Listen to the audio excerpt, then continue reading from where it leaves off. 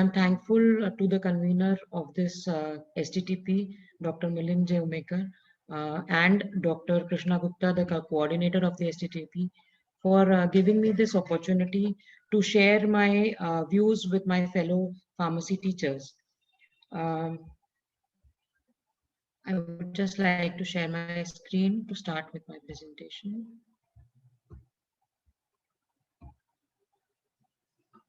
Okay. So basically, since we are all so much into the terminology of lock and unlock, so that is the reason I chose the topic for today, which is unlock communication. Um, okay. Basically, to communicate, like we had our previous sessions also, wherein the importance of communication and the process of communication was emphasized. So I would like we all are also we all know the process of communication, we all know the importance of communication, but this particular communication will play a very important role in acclimatizing or in the commingling of the new students who come to our institute. And so I thought that I would like to share a few ideas which I think will help us all to make these students feel at ease once they come to our institute and once they come to this new area. So uh, let's begin the session with a small case study. I will read it out, and I would like to like that this session should be an interactive one. So, mm, like everyone, I request the technical team to enable unmuting from the participant side. Okay. Yes, ma'am. Thank you, Niyama. Okay. The case studies goes as such. Bala is waiting in her supervisor's office. She has come to talk with Manoj, who is her supervisor, about a problem concerning the next week's staff schedule. Just after Bala arrives in his cabin, Manoj receives a phone call and has an angry exchange with the caller. He slams down the receiver and storms out of his office, muttering to Bala to wait there for some time. What a rotten time to have to bring this up, Bala sighs. He's in a lousy mood. I think we all can relate to this. So when Manoj returns, it is clear that he's still angry, and he just throws whatever he has in his hands, and um he asks Bala, "What do you want?" He does not even look at her. As Manoj shuffles through his papers and is busy with his own work, Bala says, "Several weeks ago, I had asked for the next Saturday off for my sister's wedding, sir. I just looked at the next week's schedule and I am working on the next Saturday." Manoj stops what he's doing. He stops his paper search and glares at Bala and shouts, "You said you needed the third Saturday off, and I gave it to you. The third Saturday of the month is 20th. I meant the third Saturday from when we were talking, sir. I needed the 13th off," Bala says. "This is terrible. Can we do something about it?" And to this, Manoj leans back, covers his eyes with his hands, and replies sarcastically, "No problem, Bala. I will be happy to rearrange the schedule to suit your family's needs." So this is a case study, and I know like this has maybe happened to many of us, that we tried to share something with someone, and what we wanted to say, we are sure that we said it in that particular way, but the person in front took it in a totally different context, right? So I just like have a few points to ponder upon. What do you think? And how will you respond to these sentences or these questions? You have to respond in either true or false. Do you think that we communicate only when we want to communicate? Is it true? Like, do we communicate only when we want to communicate, or Are we communicating only when we are speaking or when you're talking? What do you all think? Can I have your answers?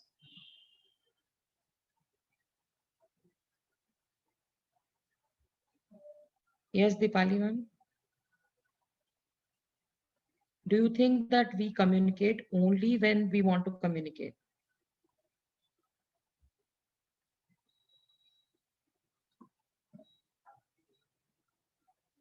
See, we cannot have a session on communication without communication. Like we need a two-way communication, right?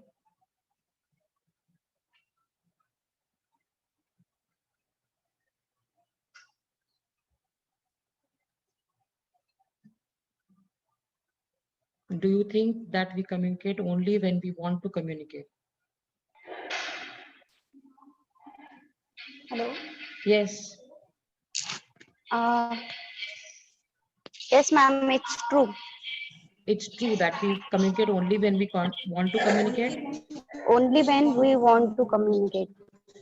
Are others agreeing to what she has to say, or is it true, or does someone have false as their answer? Everyone thinks that it is true that we communicate only when we want to communicate.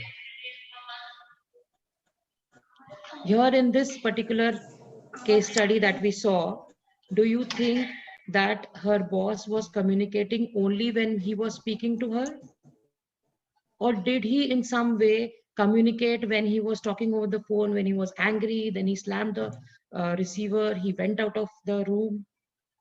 Doesn't that communicate something? It communicates that, I mean, Bala said that it is a very lousy time to come and talk to him, right?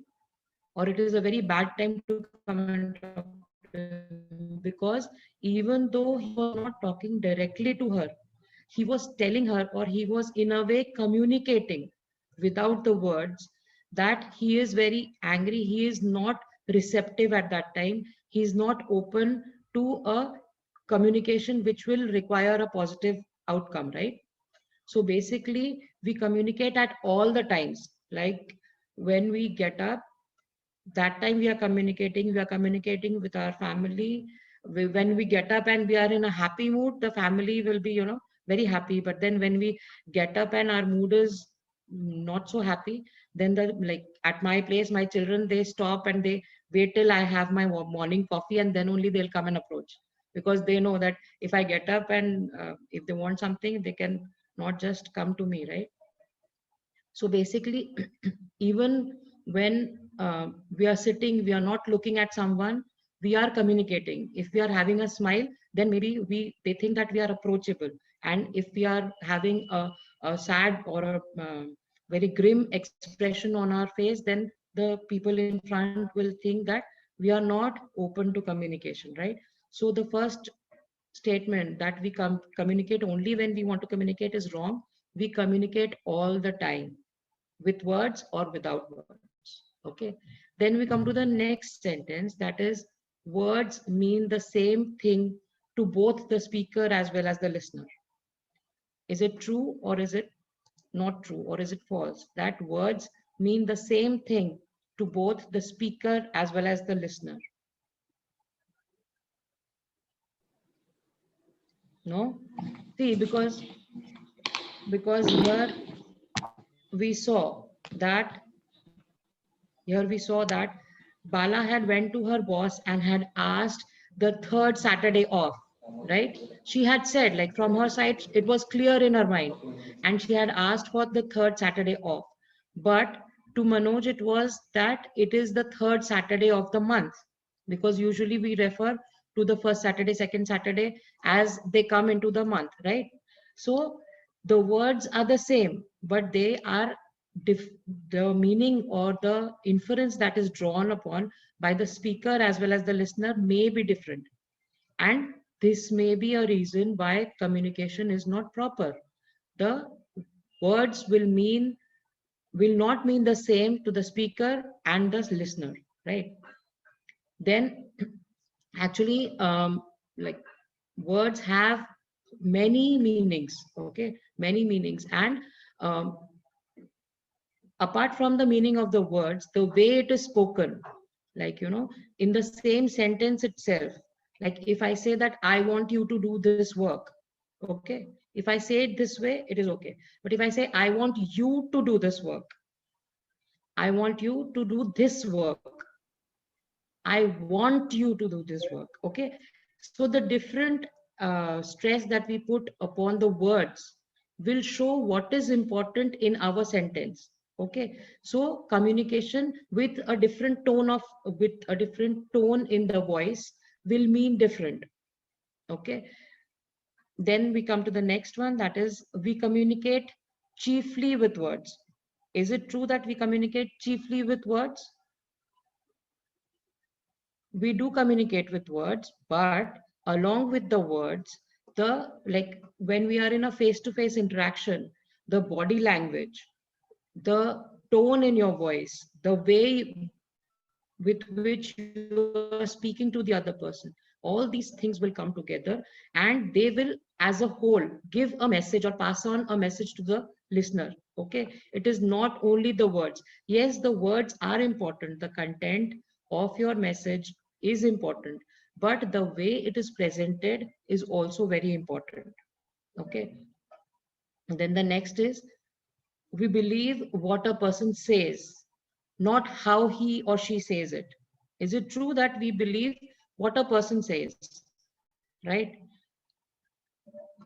Is it true that when I say that, when he said that, what do you want?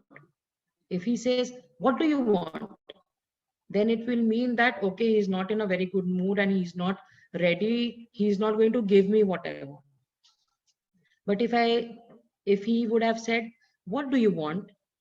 That meant that, okay, he's receptive. He might give you what you want. Okay. So what the person says is important, but along with that, how he has said it or how he or she has said it is also very important, and it also plays an important role in the communication. And the next one is, communication is one-way flow of information from the speaker to listener. Is it true that when we are communicating, it is a one-way flow of information from a speaker to listener? Right now, when I'm speaking to you, it is a one-way flow of communication, but until and unless you respond or you tell or you speak back, I will not be able to understand whether the communication is being effective or not, whether what I want to say or how I want to say it is being transferred or communicated to you or not. So one-way flow of information cannot be, it will be a monologue. I'm only talking, it is only a one-way information, okay, transmission. But until and unless you receive it or you respond to it, it will not be a complete communication, right? So basically, the whole process of a communication, for effective communication, you need this. You need that the process of communication be a complete process. Okay. Now, what are the different components of a communication? Basically, there are two major components. There is a sender and there is a receiver of an information. Okay. Like Nazneen ma'am said in her earlier talk that when a tree is falling in the forest, if you do not know, if no one notices, that means the communication is not complete. The action was done, but it was not seen by anyone. So the message was not received by anyone, right? So in a communication process, there is a sender and a receiver, but when the sender is transmitting or when he's giving out some information, he needs to encode it. Encode it means, if I want to give you some information, if I want to give some information to the teachers, if I want to give this information to my first year students, if I want to give the information to my M.Pharm students, and if I want to give similar information to someone at my home, the same message will have different way of saying, different usage of words. That means I am encoding it, that I am making that message in such a way that it will be properly understood by the receiver. So looking at the audience or looking at the receiver, I will encode my message in such a way. Okay. Next, I will choose a proper channel for that particular message. Okay, if I'm talking to very old people, if I want to go and if I want to approach some old person, I cannot just, put a WhatsApp text and tell them that I'm coming. They might not be very well versed, or they not no, might not be using this um, the WhatsApp, right? So what I need to do is that I need to call them up and tell them that, and inquire whether they are there or not, whether I'm coming. I need to give the information in a way that they will understand. I will use the channel through which it is properly reached to my receiver. Okay. Then when the message is received by the receiver, the decoding of the message is done, right? Like when the receiver gets the message, okay, whether he is getting it or whether he is understanding it in a way that I have sent the message in, right? Because the decoding also needs to be proper. If there is, like in our case study, when she said that I want the third Saturday off, okay, the receiver decoded it to be the third Saturday of the month. That means that the decoding was not done properly.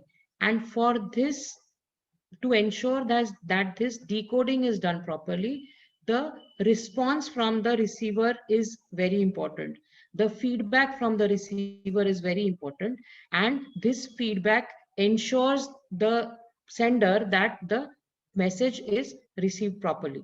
So for example, when we are in our classroom, with the information, whatever information that we share, whatever information that we give out to our students, whether the information is received properly, whether they have understood properly or not, is checked by us in a feedback by the means of exams or tests or quizzes, so that we know whether they have understood the particular message properly or not, right? So for a communication process to be complete, there is a sender, there is the message, there is the receiver, and there is the feedback. The important component of the communication process is the feedback.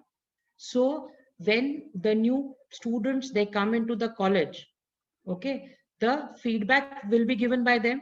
Okay, the whatever we are going to tell them about our institute, about our course, about our particular subject, until and unless we get a proper feedback from the students, whether they are understanding or not, whether they are comfortable with the language or not, okay, there are so many things.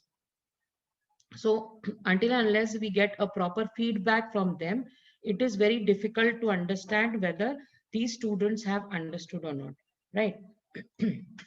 So next we will do one short activity. Okay, so I call it the blind man's story. Okay, so all the participants, I want you all to grab a pen or a pencil and a notepad. Okay, this is an activity. I want you all to take a pen and pencil and on paper or a notepad, something wherein you will be able to follow the instructions that I'm giving.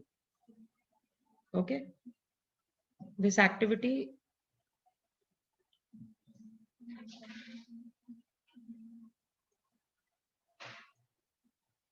all right.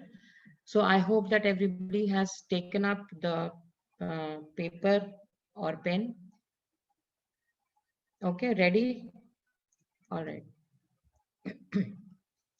So this is the blind man story one. Okay.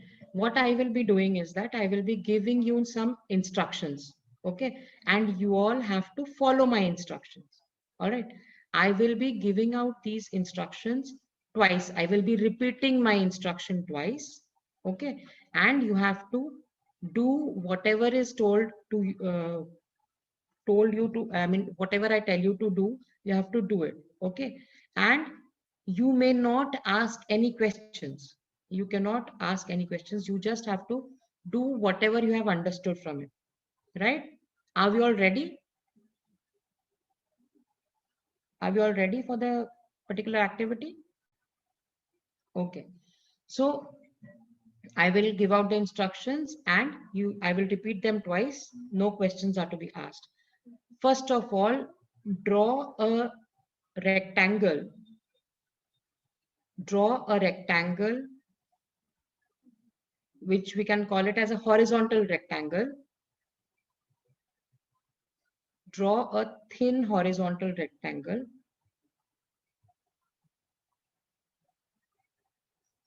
Below the rectangle, draw a circle. Below the rectangle, draw a circle.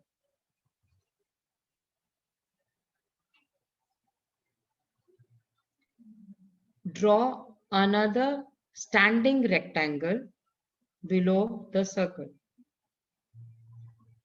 Draw another standing rectangle below the circle.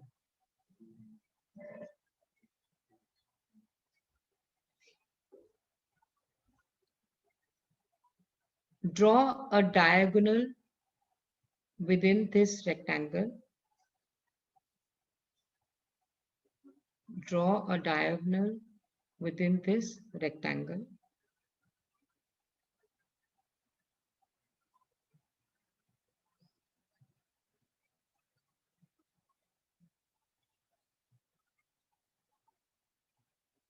Draw a triangle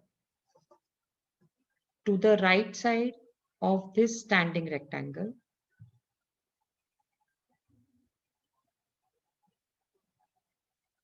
Whose one side coincides with the rectangle.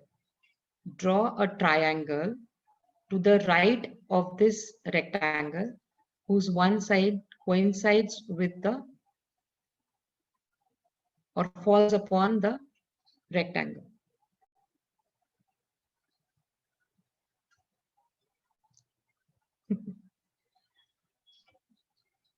Draw another triangle. Draw another triangle below this rectangle. The vertex of the rectangle will touch the hypotenuse of the triangle.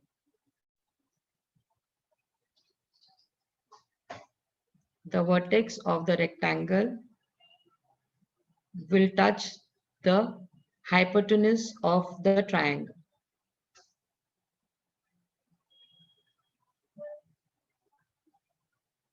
Okay.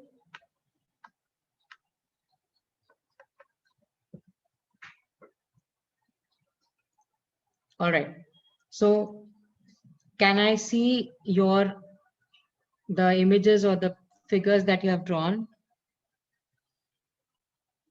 Okay.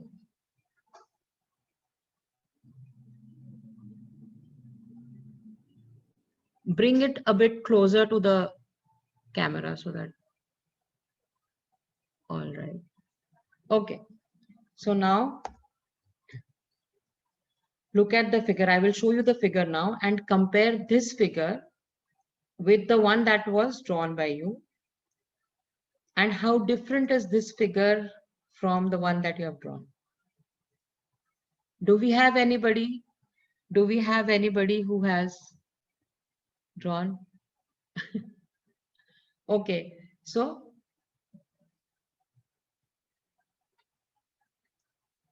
now why did this happen? One major cause of this happening is because it was a one-way communication. You did not have, even though you had so many questions in your mind, you wanted to ask whether I put it up or whether I put it down, whether I keep it on top or whether I keep it far away from it. You were not able to ask, okay? Because it was a one-way communication. Usually what happens in the classroom is a one-way communication. The students might be having many questions, but they for some reason do not ask, right? Okay. Now we will have another story. Okay, another blind man story. And in this, the difference will be that you are allowed to ask as many questions as you want. Okay. Again, I will be repeating the instructions and you are allowed to ask as many questions as you want. Okay. And I know that the participants are a bit apprehensive about asking questions, but if you do not ask questions, your figure will go wrong. So if you want to clarify any doubts, you can unmute yourself and ask questions. Okay.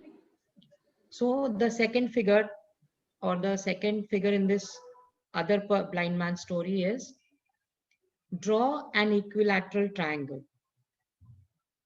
Draw an equilateral triangle.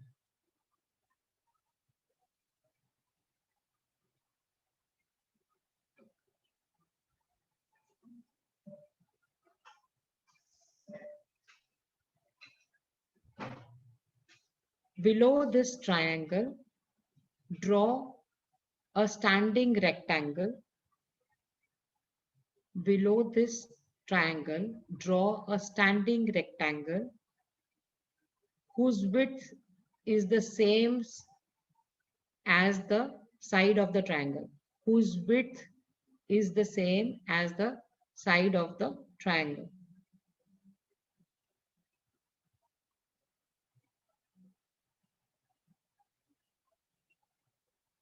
Still no questions are there. So I am continuing with my instructions. If and when you think that you want to ask anything, you are free to put it in the chat box, or you can unmute yourself and ask. Okay. So now we have an equilateral triangle, and we have a rectangle which is below the equilateral triangle. To the right side of this rectangle, draw another standing rectangle whose width is 1/4 of the bigger rectangle. Draw another rectangle, standing rectangle. I have a question. Okay. Please tell me, width you said 1/4, right? Yes. What about the height? The height, you can take half of the height. Okay, okay. Okay. And it Right is on side. the right side of the bigger rectangle.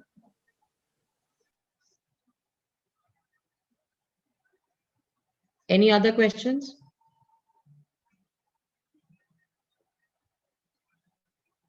Anyone wants to ask any other question? Okay. Is it going to touch the previous rectangle? Yes. The left side, or the left length of this new smaller rectangle will fall on, or will coincide with, the right side of the bigger rectangle. Okay. Anything else?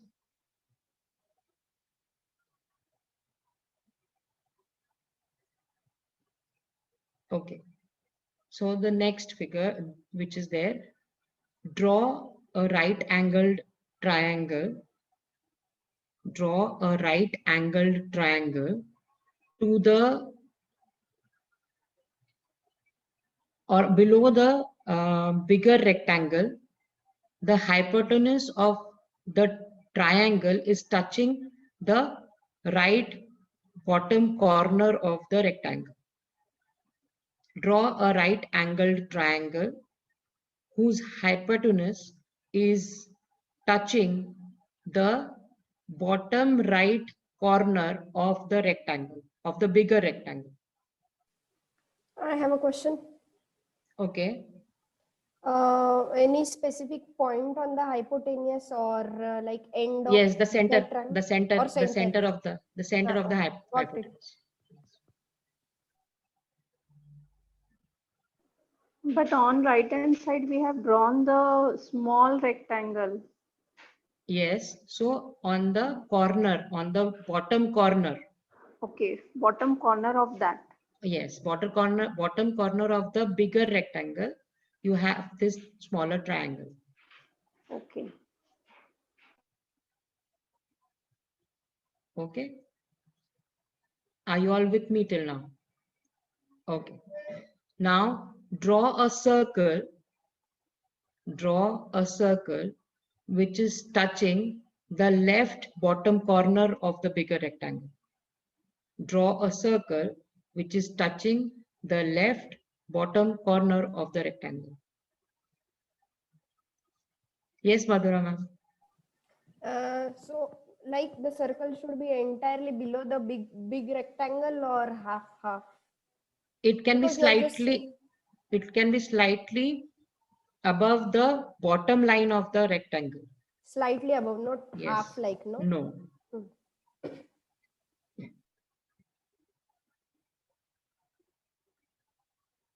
Any other questions?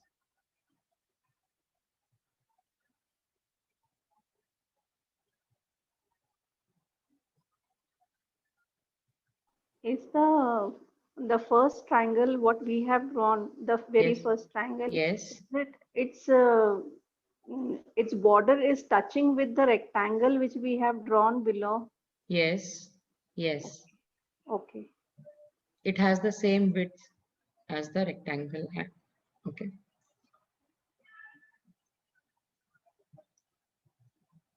Any other question?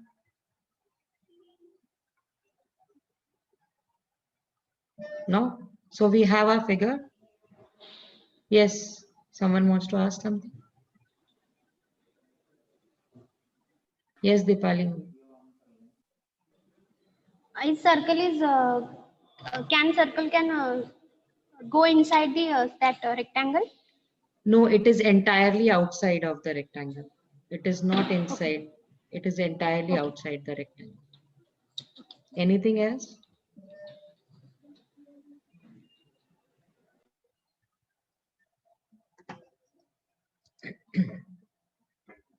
Okay. So I think now everybody has and are very confident about their figures. Oh, wow. Great. Others? I can see Madhura ma'am's figure and okay. All right. Okay. Smita, I cannot see the figure. Hold it a bit more towards the camera. Okay, okay. So I will show you this. I will show you this figure. Okay. So how is it? So most of you have come very close to what I wanted to say, right? Even though there were many questions like, is it big? Is it smaller? Is it like, so many questions were there, but because you were allowed to ask or clarify your doubt, okay, your figure has come closer to what I wanted to tell, right? So once the students feel free in your class, they feel free with you, they will come up and they will clarify their doubts. They will have, so you will have a better communication with them, right? So analysis, in which exercise was the figure you drew closer to the original one? Okay, so now as we know that it in the second story, okay, and you will find that the second exercise, the figure you drew was closer to the original figure, and this is because you were allowed to ask questions and get the responses.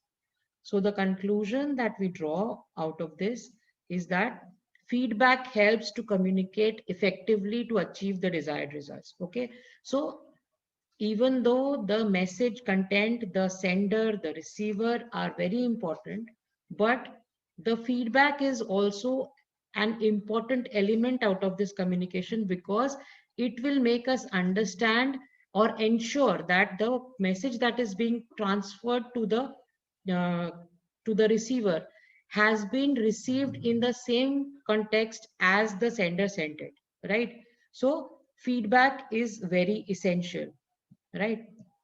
Now there are many barriers to the communication, like if there is no feedback, that is a barrier. Okay, what other barriers to communication can you all think of? Okay, participants, you need to tell me, what you think. You can write in your uh, chat box, or you can just unmute yourself and tell me what are the barriers to communication.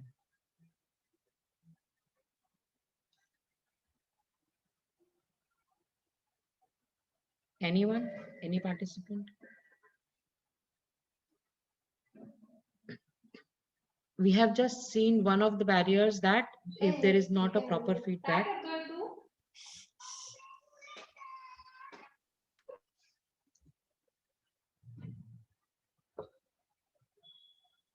okay, this is one of the barriers in this online mode of communication, that if anyone by mistake unmutes themselves, like we come to know that you're not paying attention to the presentation but doing something else. So this is Shy one of the nature. barriers. Shy nature, yes, definitely shy nature. And this is more common when the students come in to the college first, right? They are having a shy nature because they are not used to, or they are not very settled in to this new environment, right? So shy nature of the particular student, or anyone for that matter. Then what else? What else can be a barrier to communication?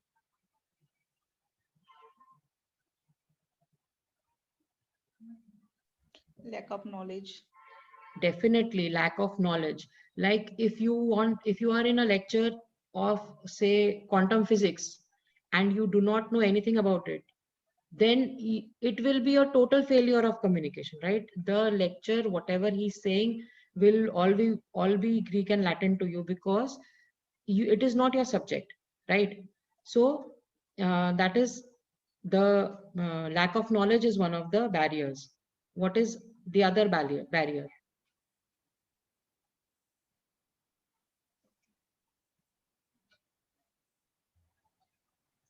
See, language is a major barrier when it comes to our students who come to our colleges. We have seen that language is a major barrier, and this language, like, usually they are like the students who come to us, they are from different vernacular backgrounds, right? They are from different backgrounds, they are from different places. Some of them are from big cities, some of them are from small villages. They all come together at a same platform to us, right? So language can be a barrier. Some of them, they come from different vernacular backgrounds, and English is not being spoken in their house, right? Or there is no other person to whom they can go to if they have some doubts in English. So that is a barrier, right? Then apart from that, their emotional state can be a barrier. If they are in some type of stress, okay, if they are in some type of stress, or their past experiences, if they are not very comfortable because of their past experiences, so that is again a barrier, right? Then uh, emotional state is a barrier. Then environment there, like for example, if they are sitting in a classroom and it is very hot, even though it is a very interesting topic that you are teaching, it is very important, the students also want to pay attention to it, but if the environment is such that he cannot concentrate at all, so this also will be a barrier to the communication, right? The cultural differences can be a barrier. Okay, cultural differences can be a barrier to communication. Their prejudices, okay, what they think, what they perceive, how they understand, are all they are all the barriers to communication, right? Sorry. Then so basically, when the students are here, you know that there are so many barriers to communication. We need to overcome all these barriers for a proper, like for your message to go to the students and for them to understand it, right? So we need to ensure that our students who are there in front of us, they are fully open to receive, right? If they are closed, if they have closed themselves, okay, then they will not be able to receive any information. Okay, they have come from different see, after nowadays what happens is that after their 10th, in their 11th and 12th, they have to either go to a tuition, they don't have to go to college, right? They are out of this habit of going to a classroom, and out of this habit of sitting for so long, and out of this habit of understanding what the like, regularly going at attending the colleges, the theory and practical, so they are out of this. Okay, so there may be many reasons why they will not receive, but it is our job as teachers, that when they come to the college, we need to make them feel at ease and acclimatize them with our particular environment, with our college, with our rules, right? So we need to have a communication strategy. There are a few suggestions from my side how you can have a particular strategy, or how you can plan it out and make them feel at ease. Okay, and some of them are tried and tested. So the first suggestion that I will be giving you all is, when the students come in, we need to make a portfolio of the students. Okay, we need to know the students. Okay, it is not only important for the student to come to the college and feel at ease, but it is equally important for us to know the student. We need to know what are his what are his likes, what are his dislikes, how in what particular environment he will be, in what particular environment he will be able to receive easily. Okay, he will be open to the communication. Okay, for example, there are many students who come to pharmacy, and majority of them will not want to come to pharmacy. Okay, in the morning, Puranik sir has said that not more than 10% of the students who are coming into this profession will willingly be there. Okay, so we need to have this the different strategies to make them, feel, to show them that even though this is not the subject which they had earlier chosen, but now since they are here, we need to tell them what all they can do over here, what all are the different advantages, or what all are the different aspects which they can explore in this particular college. Okay, yes, we need to stress upon the studies also. Okay, the subjects is there. What we do usually is that, when the first year students come into the course, we are already, say August, or August is there, and we need to complete this syllabus soon. So we only concentrate on the subject teaching. But if you know the student, if the student feels that okay, the college is interested in him, to know him, okay, to make him feel at ease, then maybe he will it I mean, it will be easier for him to settle down in the college.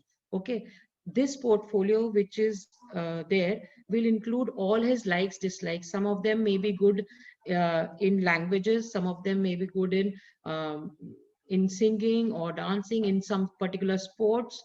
Okay, so it is we need to collect all this information. Some of them must have already gone through many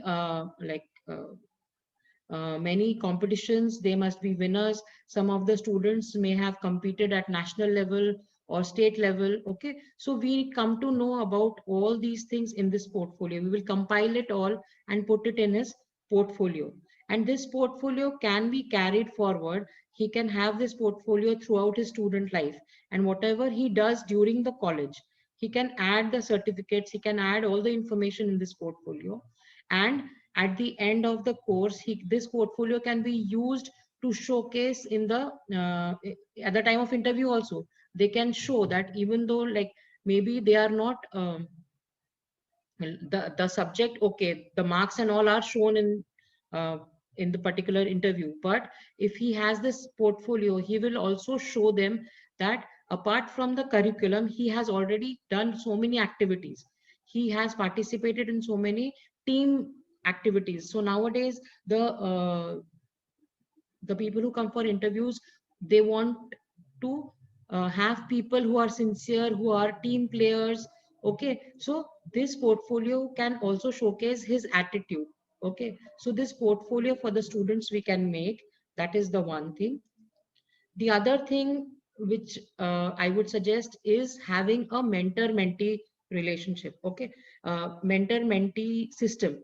Puranik sir has also mentioned this mentor-mentee system when he discussed the SAGE system, right?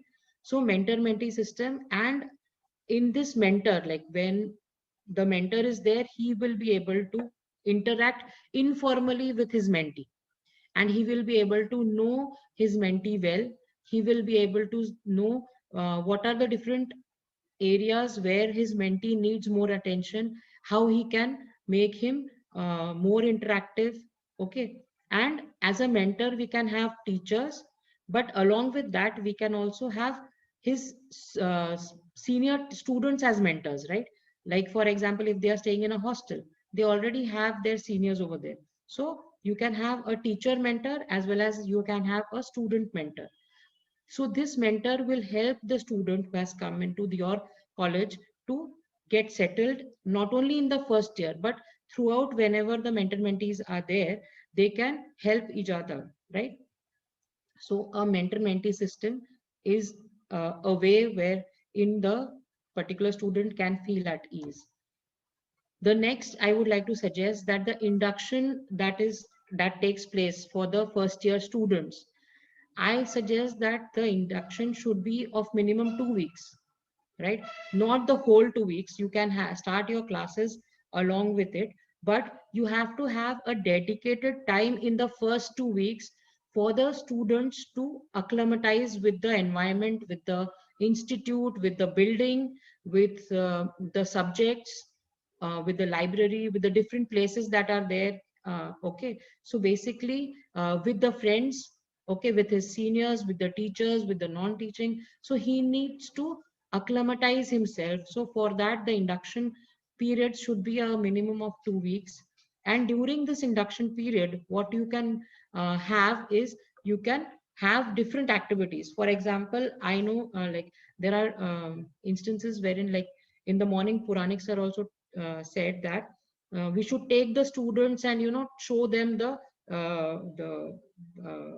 your college or institute, right?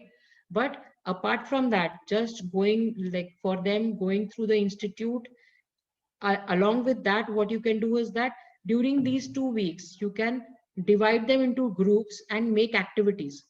So the activities like treasure hunt, for example, you can have different clues which are kept in different labs, different clues which are kept in say the library, in the admin office. Okay. And you can arrange a treasure hunt so that that the students who are there in the first year, they are divided into groups, and they will come to know, they will explore the institute more, and they will feel more at ease or acclimatize more, right? You can have activities like Pictionary. You can ask them, like divide them to groups. You can play Pictionary. Someone can come in front, he can explain, he can talk, he can tell about a picture.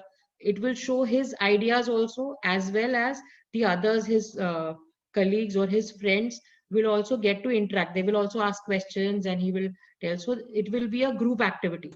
Then for the like the senior students, like after say third year or so, you can arrange parliaments. Like we are having a health parliament now in a few days. So you can have parliaments wherein important issues can be discussed apart from their curriculum, apart from their studies. Different issues they can discuss, they can have a brainstorming on it, because this will help them in the final year, like in the interviews and all, the group discussions. Okay. So you need to put the students into these situations in which they have to come up and they have to speak, they have to give an output. Nowadays there are so many gadgets are there, so, and there is Google at hand, right? So whatever the students, what they do is that they just go and explore. Okay. So only input of information, input of everything is going on. The students, they do not give an output. Okay. There is, like, they don't want to come up and speak. They are very afraid of being wrong. Okay. So in such cases, when they are used to such activities, what will happen is that these are all informal activities, right? These are all non-curricular activities. So they get into the habit of expressing themselves. They gain the confidence with all these activities. They are more at ease with the college, with themselves also. So, and during these activities, they will also find some places or some uh, activities which to their liking. So even if in the initial stages they are not liking the subjects, they are not used to the subjects, So before getting used to the subjects, they are at ease with all these different activities. So the induction should be there. And last but not the least, the college can have different clubs into the college, which will promote these informal activities, because these activities of these clubs will ensure, see, if there is a competition and the person is going to participate in the particular competition is a separate thing, because there will be only once in the whole year. But if there are clubs, they can meet regularly, they can have these activities regularly, wherein there is a constant increase or constant enhancement of uh, the student, right? The skill is enhanced. So we can have clubs like mini theater club. Someone who likes to act can, they can meet and they can have this mini theater club.